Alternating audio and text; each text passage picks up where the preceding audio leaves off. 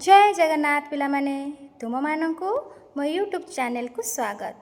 पिला माने षष्ठ श्रेणी साहित्य सुधा आमे हॉकी विषयर गद्य विभाग टिके पढ़ी आमे आलोचना करथिले पूर्व वीडियो रे।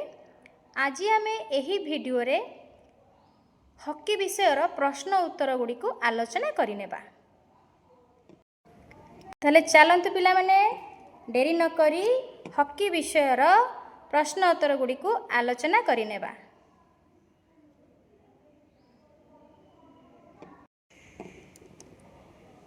हॉकी विषयर प्रश्न उत्तर देख पिला माने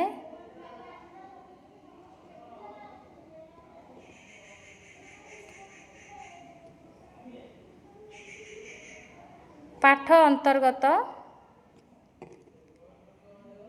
निम्नरे दिया जाइथिबा प्रश्न गुड़िकर ठीक उत्तर पाखरे तारा चिन्ह दिय।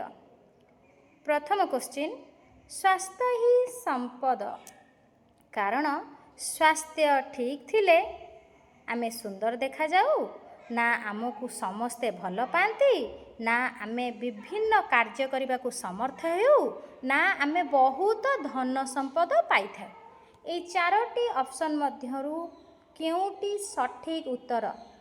स्वास्थ्य ही संपद, कारण स्वास्थ्य ठीक थिले आमे विभिन्न कार्य करने को समर्थ हेउ। ता पाखरे आमे तारा चिन्ह देबा। बुझी पाइल पिला माने? नेक्स्ट क्वेश्चन जिबा 2 नंबर। देख पिला माने लोक माने मेजर ध्यानचंद को हॉकीर जादूकर बोली आख्या देइथिले, कारण लोक माने ध्यानचंद को बहुत भल पाउथिले। 2 रे तांको हॉकी बाड़ीर अनन्य वैशिष्ट्य थिला ना हॉकी रे से चमकप्रद खेल खेलुथिले ना से भारतीय हॉकी दलर नेतृत्व नेउथिले। एई चारोटी ऑप्शन मध्यरु केउठी सठिक उत्तर पिला माने? ताहले सठिक उत्तर हेउछि हॉकी रे से चमकप्रद खेल खेलुथिले, सेथि पई तांकु लोक माने हॉकीर जादूकर बोली कहुथिले। ताहले आमे एई जगह रे आमे स्टार चिन्हटी दबा। बुझेला पिला माने? एबे आमे नेक्स्ट क्वेश्चन को जिबा 3 नंबर। उक्त उत्तर गुड़िक काहींकी बाछिल ताहार कारण तुम सांग मानक सह तुम आलोचना करिवो। ए जो 1 नंबर 2 नंबर जो उत्तर बाछिल ताहा कोन पई तुमे ताहार उत्तर बाछिछ ताकू सांग मानक सहित आलोचना करिवो। तापर नेक्स्ट को जिबा मिली मिसी जोड़िबा। एटी देइछि बाम पटरे किछि शब्द देइछि, तार अर्थ किंबा प्रसंग व्याख्या डाहाण पटरे देइछि, आमे ताकू जोड़िबा। देख पिला माने प्रथम होछि झांसी। झांसी रो को डाहाण पटरे थिबा 1 रु 6 पर्यंत कोटा मैच करिबा, आमे ताकू जोड़िबा। झांसी कहिले ताहा हॉकी खेलाड़ी ध्यानचंद को जन्म स्थान। एकटा लागिला कोठी ना 3 सहित हॉकी खेलाड़ी ध्यानचंद को कोन जन्म स्थान होछि झांसी। हॉकी स्टिक कहिले कोन? हॉकी स्टिक कहिले हॉकी खेलाड़ी हाथ रे थिबा खेलुथिबा बाड़ी को बुझाए। एक हैला हॉकी खेलाड़ी हाथ रे धरी थिबा खेलुथिबा बाड़ी को बुझाए। 3 टोकियो। टोकियो कहिले कोन ना यहाँ एक सहर जहाँ जापान रो राजधानी रो नाम अटे। 6 ताले 3टा कहा सहित मैच कला 6 सहित। टोकियो होछि गोटे सहर जहाँकि जापान रो राजधानी रो नाम अटे। 4 व्यायाम। व्यायाम कहिले कौन बुझिबा ना नियमित शारीरिक अंग चालनार कौशल को बुझाए। व्यायाम कहिले कौन ना 2 नियमित शारीरिक अंग चालनार कौशल। पिला माने मु जोड़ी दउची, तुमे माने एमती जोड़ी की अंका बंका करी गार टाणीबनी, तुमे सीधा सीधा लिखिबो। 1 झांसी कहिले हॉकी खेलाड़ी ध्यानचंद को जन्मस्थान सीधा सीधा करी लिखिबो हैला। 5 ମାଇକେଲ କିଣ୍ଡୋ କହିଲେ କିଏ ନା ସେ ଜଣେ ହକି ଖେଳାଳି 5ଟା 4 ସହିତ ମ୍ୟାଚ୍ କରିବ। ଦେଖ ପିଲାମାନେ ମାଇକେଲ କିଣ୍ଡୋ 5ଟା 4 ସହିତ ମ୍ୟାଚ୍ କରିବ। ସେ ଜଣେ ଓଡ଼ିଶାର ଜଣେ ହକି ଖେଳାଳି। ସେ 1975 ମସିହାରେ ଅନୁଷ୍ଠିତ ବିଶ୍ୱ ହକି ପ୍ରତିଯୋଗିତାରେ ଭାଗ ନେଇ ଭାରତକୁ ବିଶ୍ୱ ବିଜୟୀ କରିଥିଲେ ଏବଂ ତାଙ୍କର ଘର ଓଡ଼ିଶାର ସୁନ୍ଦରଗଡ଼ରେ ଅବସ୍ଥିତ। ତେଣୁ ଏଇଟା ଭେରି ଭେରି ଇମ୍ପୋର୍ଟାଣ୍ଟ, ଟିକେ ମନେ ରଖିବ। ମାଇକେଲ କିଣ୍ଡୋ ସେ କିଏ, କେତେ ମସିହାରେ କେଉଁଠି ଖେଳିଥିଲେ, କେଉଁ ଦେଶ ପାଇଁ ଖେଳିଥିଲେ ଏବଂ ତାଙ୍କ ଘର କେଉଁଠି, ତାକୁ ସବୁ ମନେ ରଖିବ। ଅଲିମ୍ପିକ କହିଲେ 6ଟା 5 ସହିତ ମ୍ୟାଚ୍ କରିବ। ଏହା ଏକ ଆନ୍ତର୍ଜାତୀୟ ଖେଳ ଅନୁଷ୍ଠାନ। ଏହା ପ୍ରତି 4 ବର୍ଷରେ ଥରେ ଖେଳାଯାଏ। ତାହେଲେ 6ଟା 5 ସହିତ। ଏଇଭଳି ଭାବରେ ତୁମେମାନେ ଏ କ୍ୱେଶ୍ଚିନ୍କୁ ସିଧା ସିଧା କରି ଲେଖିବ। ମୁଁ କ'ଣ କଲି, ଯୋଡ଼ିଲି, ତୁମକୁ ଉତ୍ତର କହିଥିଲି, ତୁମେମାନେ ସିଧା ସିଧା କରିକି ତାର ଉତ୍ତର ଲେଖିବ। ଠିକ୍ ଅଛି ପିଲାମାନେ। ଏବେ ନେକ୍ସଟ କ୍ୱେଶ୍ଚିନ୍, ବାକ୍ୟ ସମ୍ପର୍କିତ ଆଲୋଚନା। ଉକ୍ତ ବିଷୟରୁ ମନୋନୀତ କିଛି ବାକ୍ୟ ନିମ୍ନରେ ଦିଆଯାଇଛି। ଏହାକୁ ଧ୍ୟାନର ସହ ପଢ଼ ଏବଂ ଏହା ଉପରେ ଚିନ୍ତା କର। ତୁମେ ଏହାର ଅର୍ଥ କ'ଣ ବୁଝିଲ ଦଳରେ ଆଲୋଚନା କରି ଲେଖିବ। ପ୍ରଥମେ ହେଉଛି କ, ସ୍ୱାସ୍ଥ୍ୟ ଆମର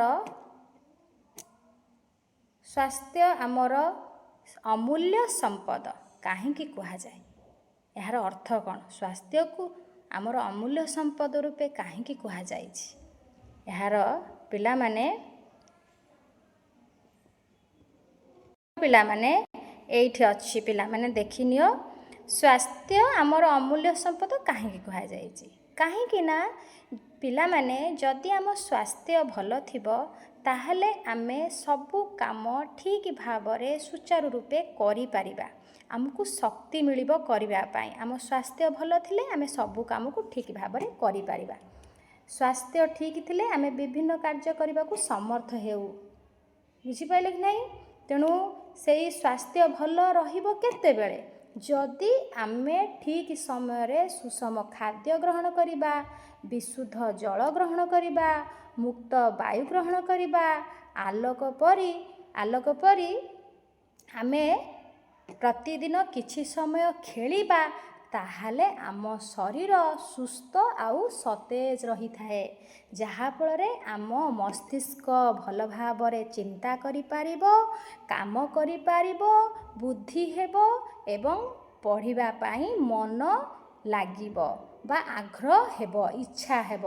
ଯଦି ଶରୀର ମନ ଭଲ ନ ରୁହେ, ପାଠ ପଢ଼ିବା ପାଇଁ କ'ଣ, କୌଣସି କାମ କରିବା ପାଇଁ ମନ ବଳେଇବ ନାହିଁ ବା ଇଚ୍ଛା ହେବ ନାହିଁ। ତେଣୁକରି ଆମେ ସୁସ୍ଥ ରହିବାକୁ ହେଲେ ଆମକୁ ସୁଷମ ଖାଦ୍ୟ, ବିଶୁଦ୍ଧ ଜଳ, ମୁକ୍ତ ବାୟୁ, ଆଲୋକ ଏବଂ ପ୍ରତିଦିନ କିଛି ସମୟ ଖେଳିବା ଆବଶ୍ୟକ। ଯାହାଦ୍ୱାରା ଆମ ଶରୀର ଗଠନରେ ଏହା ବହୁତ ହେଲ୍ପ କରିବ ଏବଂ ଆମ ମନ ଆକ୍ଟିଭ ରହିବ, ଶରୀର ସୁସ୍ଥ ରହିବ, ସବୁ କାମ କରିବାକୁ ଇଚ୍ଛା ହେବ, ଆମେ ସବୁ କାମ କରିପାରିବାକୁ ସମର୍ଥ ହେବା। ସେଥିପାଇଁ ଆମେ କହୁ ସ୍ୱାସ୍ଥ୍ୟ ଆମର ଅମୂଲ୍ୟ ସମ୍ପଦ। ବୁଝିହେଲା ପିଲାମାନେ? ତାପରେ ନେକ୍ସଟ କ୍ୱେଶ୍ଚିନ୍ ହେଉଛି ପିଲାମାନେ ଦେଖ, ଖ, ଦର୍ଶକ ବୃନ୍ଦ ତାଙ୍କୁ ଏକ ସ୍ୱରରେ ହକି ଖେଳର ଯାଦୁକର ବୋଲି ଆଖ୍ୟା ଦେଇଥିଲେ। ଏହାର ଅର୍ଥ କ'ଣ? କ'ଣ ତୁମେ ବୁଝିଛ? କାହିଁକି ଧ୍ୟାନଚାନ୍ଦଙ୍କୁ ହକି ଖେଳର ଯାଦୁକର ବୋଲି କୁହାଯାଏ? ତାହେଲେ ପିଲାମାନେ ଚାଲ ଦେଖିବା। ଏଇଠି ଦେଖ ପିଲାମାନେ, ଧ୍ୟାନଚାନ୍ଦଙ୍କ ଜନ୍ମ ଝାନ୍ସୀ ଅଞ୍ଚଳରେ। ବାଲ୍ୟକାଳରୁ ହକି ଖେଳ ପ୍ରତି ତାଙ୍କର ବହୁତ ଆଗ୍ରହ ଥିଲା। ସେ ଜଣେ ଉଚ୍ଚକୋଟୀର ହକି ଖେଳାଳି ହୋଇଥିବାରୁ ଲୋକମାନେ ତାଙ୍କୁ ଝାନ୍ସୀ ବୀର ବୋଲି ଆଖ୍ୟା ଦେଇଥିଲେ। ସେ ତାଙ୍କ ଭାଇ ରୂପ ସିଂ ଓ ଅନ୍ୟ କେତେକ ବ୍ୟକ୍ତିଙ୍କୁ ନେଇ ଗୋଟିଏ ହକି ଦଳ ଗଢ଼ିଥିଲେ। ପୃଥିବୀର ବିଭିନ୍ନ ଦେଶର ହକି ପ୍ରତିଯୋଗିତାରେ ଏହି ଦଳ ଭାଗ ନେଇକି ବିପୁଳ ବିଜୟ ଲାଭ କରିଥିଲେ। 1936 ହେଲା 1936 ମସିହାରେ ବର୍ଲିନ୍ ଠାରେ ଅନୁଷ୍ଠିତ ଅଲିମ୍ପିକ୍ ଖେଳରେ ବା କ୍ରୀଡ଼ାରେ ସେ ଭାରତୀୟ ହକି ଦଳର ନେତୃତ୍ୱ ନେଇଥିଲେ।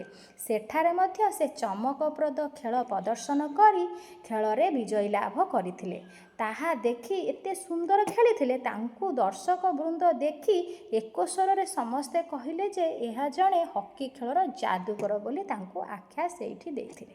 ତେଣୁ ମନେ ରଖିବ, ଲେଖିବ, ଯେତେବେଳେ 1936 ମସିହାରେ ବର୍ଲିନ୍ ଠାରେ ଅନୁଷ୍ଠିତ ଅଲିମ୍ପିକ୍ କ୍ରୀଡ଼ାରେ ଧ୍ୟାନଚାନ୍ଦ ଭାରତୀୟ ହକି ଦଳର ନେତୃତ୍ୱ ନେଇ ସେଠାରେ ଚମକପ୍ରଦ ଖେଳ ଖେଳୁଥିବାରୁ ଦର୍ଶକମାନେ ତାହା ଦେଖି ଏକା ସ୍ୱରରେ ହକି ଖେଳର ଯାଦୁକର ବୋଲି ଆଖ୍ୟା ଦେଇଥିଲେ। ଏତିକି ଲେଖିବ ହେଲା। କାହିଁକି କହୁଥିଲେ? କାରଣ ସେ ସେଇ ଜାଗାରେ ଖେଳିଥିଲେ ଏତିକି ମସିହାରେ। ଦେଖି କହିବ ଆଉ ଲେଖିବ ଆଉ, ବୁଝିହେଲା।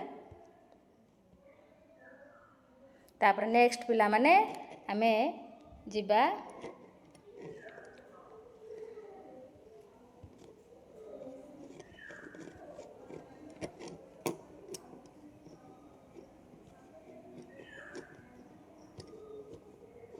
ପିଲାମାନେ ନେକ୍ସଟ କ୍ୱେଶ୍ଚିନ୍, ବୁଝି ବିଚାରି ଲେଖ। ପ୍ରସଙ୍ଗଟିକୁ ଆଉ ଥରେ ପଢ଼ ଓ ନିମ୍ନରେ ଦିଆଯାଇଥିବା ପ୍ରଶ୍ନ ଗୁଡ଼ିକୁ ବୁଝି ଉତ୍ତର ଦିଅ। କ, କ୍ରୀଡ଼ା ଦ୍ୱାରା ଆମର କି ଉପକାର ହୁଏ?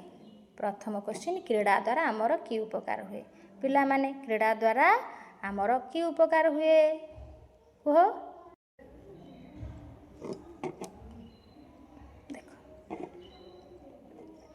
ଖେଳିବାକୁ ବା କିଏ ଭଲ ନ ପାଏ? ଖେଳ ଖାଲି ଆମକୁ ଆନନ୍ଦ ଦିଏନି, ଖେଳ ଆମକୁ ଆନନ୍ଦ ଦେବା ସହିତ ଆମ ଶରୀର ଗଠନରେ ସାହାଯ୍ୟ କରିଥାଏ। ଲେଖିବ ହେଲା। ଖେଳ ଆମକୁ ଆନନ୍ଦ ଦେବା ସହିତ ଆମ ଶରୀର ଗଠନରେ ସାହାଯ୍ୟ କରିଥାଏ। ଆମକୁ କ'ଣ, ଆମ ଦେହ ସୁସ୍ଥ ରୁହେ, ସତେଜ ରହେ ହେଲା। ଏମିତି ଏହା ଆମକୁ ସୁସ୍ଥ ଆଉ ସତେଜ ରଖିଥାଏ। ଖେଳ ଖେଳିବା ଦ୍ୱାରା ଆମ ଶାରୀରିକ ଗଠନ ହେବା ଦ୍ୱାରା ଆମ ଶରୀର ସୁସ୍ଥ ଆଉ ସତେଜ ରହିଥାଏ। ଏଇଭଳି ଲେଖିବ ସବୁ। ଝାନ୍ସୀ ବୀର କିଏ? ତାହେଲେ କହିଲ କିଏ ଝାନ୍ସୀ ବୀର? ଏବେ ତ କହିକି ଆସିଲି। କିଏ ଝାନ୍ସୀ ବୀର? ଧ୍ୟାନଚାନ୍ଦ, ନାଇଁ? ଧ୍ୟାନଚାନ୍ଦକୁ ଝାନ୍ସୀ ବୀର ବୋଲି କୁହାଯାଏ କାରଣ ସେ ଝାନ୍ସୀ ଅଞ୍ଚଳରେ ଜନ୍ମଗ୍ରହଣ କରିଥିଲେ ଏବଂ ହକି ଖେଳରେ ବହୁତ ଭଲ ପ୍ରଦର୍ଶନ କରୁଥିଲେ। ସେଥିପାଇଁ ତାଙ୍କୁ ଝାନ୍ସୀର ବୀର, ସେ ଝାନ୍ସୀ ଅଞ୍ଚଳରେ ଥିବା ଲୋକମାନେ ତାଙ୍କୁ ଝାନ୍ସୀର ବୀର ବୋଲି କହୁଥିଲେ। ହକି ଖେଳ ପ୍ରତି ତାଙ୍କର ଅବଦାନ ସମ୍ପର୍କରେ ଲେଖ। ଏଇଠି ଦେଖ, ଧ୍ୟାନଚାନ୍ଦଙ୍କ ଜନ୍ମ ଝାନ୍ସୀ ଅଞ୍ଚଳରେ। ବାଲ୍ୟକାଳରୁ ହକି ଖେଳ ପ୍ରତି ତାଙ୍କର ବିଶେଷ ଆଗ୍ରହ ଥିଲା। ତାଙ୍କର ଅବଦାନ ଲେଖିବ। ସେ ଜଣେ ଉଚ୍ଚକୋଟୀର ଖେଳାଳି ହୋଇଥିବାରୁ ଲୋକମାନେ ତାଙ୍କୁ ଝାନ୍ସୀ ବୀର କହୁଥିଲେ। ଟୋଟାଲ ଏଇଟା ଲେଖିବ। ସେ ତାଙ୍କ ଭାଇ ରୂପ ସିଂ ଅନ୍ୟ ବ୍ୟକ୍ତିଙ୍କ ସହିତ ହକି ଦଳ ଗଠନ କରିଥିଲେ। ପୃଥିବୀର ବିଭିନ୍ନ ଦେଶକୁ ହକି ପ୍ରତିଯୋଗିତାରେ ଭାଗ ନେଇ ସେ କ'ଣ ବିପୁଳ ବିଜୟ ଲାଭ କରୁଥିଲେ। ଏ ବିଷୟଟା ଲେଖିବ। ନେକ୍ସଟ ଆମେ ଯିବା, ସ୍ମୃତି କଥାକୁ ଗଦ୍ୟରେ ଲେଖ। ଦେଖ, ଧ୍ୟାନଚାନ୍ଦଙ୍କ ଅସାଧାରଣ କ୍ରୀଡ଼ା ନୈପୁଣ୍ୟ ଦେଖି ଲୋକମାନେ ସନ୍ଦେହ କଲେ ଯେ ସେ କୁହୁକ ବାଡ଼ି ବ୍ୟବହାର କରୁଛନ୍ତି। ଉକ୍ତ ବାକ୍ୟଟିକୁ ପଢ଼ିଲେ ଏମିତି ଲାଗେ ଯେପରି ଲେଖକ ଧ୍ୟାନଚାନ୍ଦଙ୍କ ଅସାଧାରଣ ଦକ୍ଷତାକୁ ପାଠକଙ୍କ ସହ ପରିଚିତ କରାଇଛନ୍ତି। ତୁମେ ଯଦି ଧ୍ୟାନ ଦେବ ତେବେ ଏହି ପାଠରେ ଏପରି ଅନେକ ବିଶେଷ କଥା ତୁମ ନଜରକୁ ଆସିବ। ଏହି ପାଠକୁ ଆଉ ଥରେ ପଢ଼। କ, ସାଙ୍ଗମାନଙ୍କ ସହ ଦଳରେ ବସି ଏହି ପ୍ରସଙ୍ଗରେ ଥିବା ବିଶେଷ କଥାକୁ ଆଲୋଚନା କରି ତାଲିକା ପ୍ରସ୍ତୁତ କର। ତାହେଲେ ତୁମେମାନେ ସାଙ୍ଗମାନଙ୍କ ସହିତ ବସିକି ସେଇ ବିଷୟରେ ତାଲିକା ପ୍ରସ୍ତୁତ କରିବ ଏବଂ ତାକୁ ଶ୍ରେଣୀରେ ଉପସ୍ଥାପନ କରିବ। ତାପରେ ନେକ୍ସଟ ଯିବା, ଯୋଡ଼ି ଶବ୍ଦ। ଆମ୍ଭେମାନେ ମନେ ରଖିବା ଯେ ଖେଳି ଖେଳି ଅତ୍ୟଧିକ ହାଲିଆ ହେବା ପର୍ଯ୍ୟନ୍ତ ଖେଳିବା ଉଚିତ ନୁହେଁ। ଯେମିତି ଗଦ୍ୟରେ ଆମେ ପଢ଼ିଲା ବେଳେ ଆମେ ଦେଖିଲେ, ଆମେ ଖେଳିବା ସତ ଆମ ଶରୀର ପାଇଁ ଖେଳ ଅତ୍ୟନ୍ତ ଆବଶ୍ୟକ, କିନ୍ତୁ ଖେଳି ଖେଳି ଅତ୍ୟଧିକ ହାଲିଆ ହେବା ପର୍ଯ୍ୟନ୍ତ ଖେଳିବା ଉଚିତ ନୁହେଁ। ଯେମିତି ଏହି ବାକ୍ୟରେ ଖେଳି ଖେଳି ଗୋଟିଏ ଯୋଡ଼ି ଶବ୍ଦ, ଯେଉଁଥିରେ ଗୋଟିଏ ଶବ୍ଦକୁ ଦୁଇଥର ବ୍ୟବହାର କରାଯାଇଛି। ଖେଳି ଖେଳି ଦୁଇଥର ବ୍ୟବହାର କରାଯାଇଛି, ତେଣୁ ତାକୁ କୁହାଯାଏ କ'ଣ ନା ଯୁଗ୍ମ ଶବ୍ଦ ବୋଲି କୁହାଯାଏ। ଗୋଟିଏ ଶବ୍ଦ ଦୁଇଥର ରିପିଟ୍ ହେଲେ ତାକୁ ଆମେ କ'ଣ କହୁ ନା ଯୁଗ୍ମ ଶବ୍ଦ। ତୁମେମାନେ ମଧ୍ୟ ଏପରି 5ଟି ଯୁଗ୍ମ ଶବ୍ଦ ଲେଖ। ତାହେଲେ ଲେଖ ପିଲାମାନେ। ଯେମିତି ଖେଳି ଖେଳି, ସେମିତି କ'ଣ ବୁଲି ବୁଲି, ବୁଲି ବୁଲି ବୁଲି। ଆଉ କ'ଣ ଚାଲି ଚାଲି ଚାଲି ଚାଲି ଚାଲି। ଆଉ କ'ଣ ହେଇପାରିବ କୁହ? କାନ୍ଦି କାନ୍ଦି କାନ୍ଦି କାନ୍ଦି କାନ୍ଦି। ହଁ, ଆଉ ରୁଷି ରୁଷି। ହସି ହସି ହେଇପାରିବ, ହସି ହସି ହସି ହସି। ଏଇଭଳି ଭାବରେ କ'ଣ କରିବ? ଯୁଗ୍ମ ଶବ୍ଦ ମାନେ ତିଆରି କରିବ। କାନ୍ଦି କାନ୍ଦି, ହସି ହସି, ବୁଲି ବୁଲି, ଚାଲି ଚାଲି, ଖେଳି ଖେଳି, ଏମିତି ଶୋଇ ଶୋଇ, ବସି ବସି ଲେଖିପାରିବ। ବସି ବସି ଗୋଟିଏ ଶବ୍ଦ ଦୁଇଥର ବ୍ୟବହାର ହେଇଥିବ। ବସି ବସି ଏଇଭଳି ଭାବରେ ବ୍ୟବହାର କରି ଶବ୍ଦ ଗୁଡ଼ିକୁ ଲେଖିବ, ତିଆରି କରିବ। ବୁଝିଗଲା? ତାପରେ ନେକ୍ସଟ ଦେଖ। ଖ, ହକି ଖେଳରେ ନିୟମ କାନୁନ ପ୍ରସ୍ତୁତ ହୋଇଥାଏ। ହକି ଖେଳରେ ନିୟମ ବି କାନୁନ ଥାଏ। ନିୟମ କାନୁନ। ଏହି ବାକ୍ୟରେ ମଧ୍ୟ ତୁମେ ଗୋଟିଏ ଯୁଗ୍ମ ଶବ୍ଦ ଦେଖିପାରୁଛ। ଦୁଇଟା ଯୁଗ୍ମ ମାନେ ପାଖାପାଖି ଯୋଡ଼ି ହୋଇକି ରହିଛି, କିନ୍ତୁ ଏହି ଯୁଗ୍ମ ଶବ୍ଦରେ ଦୁଇଟି ଯାକ ଶବ୍ଦ ଭିନ୍ନ ଅଟେ। ଯୁଗ୍ମ ସଂଖ୍ୟା ଦୁଇଟା ଯୁଗ୍ମ ଶବ୍ଦ ଯୋଡ଼ି ହୋଇକି ରହିଛି, କିନ୍ତୁ ନିୟମ ଅଲଗା, କାନୁନ ବି ଅଲଗା। କିନ୍ତୁ ସେଠି କ'ଣ ଥିଲା? ଖେଳି ଖେଳି ଯୁଗ୍ମ ଶବ୍ଦ, କିନ୍ତୁ ଖେଳି ଯାହା ଆଉ ଗୋଟେ ଖେଳି ବି ସେ ଏକା ଶବ୍ଦ। ଏଠି କ'ଣ ହେଉଛି? ନିୟମ କାନୁନ ଯୁଗ୍ମ ଶବ୍ଦ, କିନ୍ତୁ ନିୟମ ଗୋଟିଏ ଶବ୍ଦ, କାନୁନ ଗୋଟିଏ ଶବ୍ଦ, ଭିନ୍ନ ଶବ୍ଦ ବ୍ୟବହାର କରାଯାଇଛି। ଅର୍ଥାତ୍ ସମାନ ନୁହନ୍ତି। ତୁମେମାନେ ମଧ୍ୟ ଏହିପରି 5ଟି ଯୁଗ୍ମ ଶବ୍ଦ ଲେଖ ଯେଉଁଥିରେ ଦୁଇଟି ଯାକ ଶବ୍ଦ ଭିନ୍ନ ହୋଇଥିବ। ତାହେଲେ ଲେଖିବା। କ'ଣ ଲେଖିବା କୁହ? ହସ ଖୁସି। ହସ ଖୁସି ଅଲଗା ହେଲା, ହସ ଖୁସି। ରାଗ ରୁଷା। ରାଗ ରୁଷା। ତାପରେ ଆଉ କ'ଣ ହେଇପାରିବ କୁହ? ରାଗ ରୁଷା। ଆଉ କ'ଣ ହେଇପାରିବ କୁହ? ମାନ ଅଭିମାନ। ମାନ ଅଭିମାନ। ମାନ ଅଭିମାନ। ଆଉ କ'ଣ ହେଇପାରିବ? ମାନ ଅଭିମାନ। ଦୁଃଖ ସୁଖ। ଦୁଃଖ ସୁଖ। ଏଇଭଳି ଭାବରେ ଅଲଗା ଅଲଗା ଶବ୍ଦକୁ ନେଇକି ଯୁଗ୍ମ ଶବ୍ଦ ତିଆରି କରିବା। ବୁଝିପାରିଲ କି ନାହିଁ? ତାପରେ ଏବେ ନେକ୍ସଟ ଯିବା। ଗ, ଟେବୁଲ ଟେନିସ ପିଚୁ ପ୍ରଭୃତି ଖେଳ। ଦେଖ ପିଲାମାନେ, ଗ, ଟେବୁଲ ଟେନିସ ପୁଚି ପ୍ରଭୃତି ଖେଳ ଉଭୟ ଘର ଭିତରେ ଓ ବାହାରେ ଖେଳାଯାଏ। ଏହି ବାକ୍ୟଟିରେ ଯେଉଁ ଶବ୍ଦ ଦୁଇଟି ତଳେ ଗାର ଦିଆଯାଇଛି ତାକୁ ଧ୍ୟାନର ସହ ପଢ଼। ଆମେ ଏହି ଶବ୍ଦକୁ ମଧ୍ୟ ଏହିପରି ଲେଖିପାରିବା, ଯେପରି ଭିତରେ ବାହାରେ। ଯେମିତି ଭିତରେ ଓ ବାହାରେ ଯୋଡ଼ିକି ଲେଖିପାରିଲେ ଭିତରେ ବାହାରେ, ଏହା ଏକ ଯୋଡ଼ି ଶବ୍ଦ ବା ଯୁଗ୍ମ ଶବ୍ଦ ଭାବରେ ଆମେ ତିଆରି କଲେ ଏହି ଶବ୍ଦଟି ପରସ୍ପର ବିପରୀତ ଅର୍ଥକୁ ବୁଝାଉଛି। ନିମ୍ନରେ ସେହିଭଳି କେତେଗୁଡ଼ିଏ ଶବ୍ଦ ଅଛି, ତାକୁ ଆମେ ଯୁଗ୍ମ ଶବ୍ଦରେ ପ୍ରକାଶ କରିବା। ଯେମିତି ଦେଇଛି ପିଲାମାନେ ଦେଖ, ଭଲ ମନ୍ଦ ଦେଇଛି, ତାକୁ ଆମେ ଯୋଡ଼ିକି ଲେଖିଲେ କ'ଣ ଲେଖିବା? ଭଲ ମନ୍ଦ। ତାପରେ ଦେଇଛି ରାଜା ଓ ପ୍ରଜା, ଯୋଡ଼ିକି ଲେଖିଲେ କ'ଣ ହେବ? ରାଜା ପ୍ରଜା। ଆକାଶ ପାତାଳ। ଆକାଶ ଓ ପାତାଳ ଦେଇଛି, ଆମେ ଲେଖିଲେ କ'ଣ ହେବ? ଆକାଶ ପାତାଳ। ଏମିତି ଲଗେଇକି ଲେଖିଥିବା ଯୋଡ଼ି ଶବ୍ଦ। ଗୁରୁ ଓ ଶିଷ୍ୟ, ଓଟାକୁ ଉଠେଇଦେବ ଆଉ ପିଲାମାନେ ଖାଲି ଲେଖିଦେବ ଗୁରୁ ଶିଷ୍ୟ। ଆୟ ବ୍ୟୟ। ଆୟ ଓ ବ୍ୟୟ ଅଛି, ତାହେଲେ କ'ଣ ହେବ? ଆୟ ବ୍ୟୟ। ଏମିତି ଯୋଡ଼ିକି ଲେଖିବ। ଜନ୍ମ ମୃତ୍ୟୁ। ଜନ୍ମ ମୃତ୍ୟୁ, ଓଟାକୁ ଖାଲି ଉଠେଇକି ଯୋଡ଼ିକି ଏମିତି ଲେଖିବ। ବୁଝିଗଲା ପିଲାମାନେ? ଏଇଭଳି ଭାବରେ ଶବ୍ଦକୁ ଆମେ ଯୋଡ଼ିକି ଯୁଗ୍ମ ଶବ୍ଦ ତିଆରି କରିପାରିବା। କଥା ଉପରେ ଗୁରୁତ୍ୱ। ଧ୍ୟାନଚାନ୍ଦ ହିଁ ଆମ କ୍ରୀଡ଼ା ଜଗତର ଏକ ଅମଳିନ ପ୍ରତିଭା। द्वितीय सेंटेंस अच्छी ध्यानचंद आम क्रीड़ा जगतर एक अमलिन प्रतिभा। यही दुईटी वाक्य कौन पार्थक्य रही? ऊपर वाक्य ही शब्दटी गोटे व्यवहार होती, तल सेंटेंस रे ही शब्द नहीं। एप्रति ध्यान दियो, कुह ठीक भाव में चिन्हट कर। द्वितीय वाक्य गोटे शब्द कम अच्छी, हीटा ना किंतु प्रथम वाक्य ही अच्छी। यही गोटे शब्द नथिबारु वाक्यर अर्थ रे सामान्य पार्थक्य आसुअछि निश्चित भाव में। ऊपर गोटे ही अच्छी, गोटे शब्द ही अच्छी किंतु तଳରେ ही ନାହିଁ। तेणुक ये दुईटा सेंटेंस अर्थ टिके परिवर्तन बा पार्थक्य देखा जाउछि। आमे निजर कथा उपरे गुरुत्व देबा पाई किछि विशेष शब्दर प्रयोग करूँ, जेपरि ही, मध्य, तेबे, बोली इत्यादि। पाठरू एभली शब्द थिबा वाक्य बाछि लेखिबा। ध्यान दियो, जदि वाक्य रे एही शब्द गुड़िक न थांता तेबे एहार अर्थ उपरे एही शब्द गुड़िकर कौन प्रभाव पड़ी थांता से विषय आमे लेखिबा।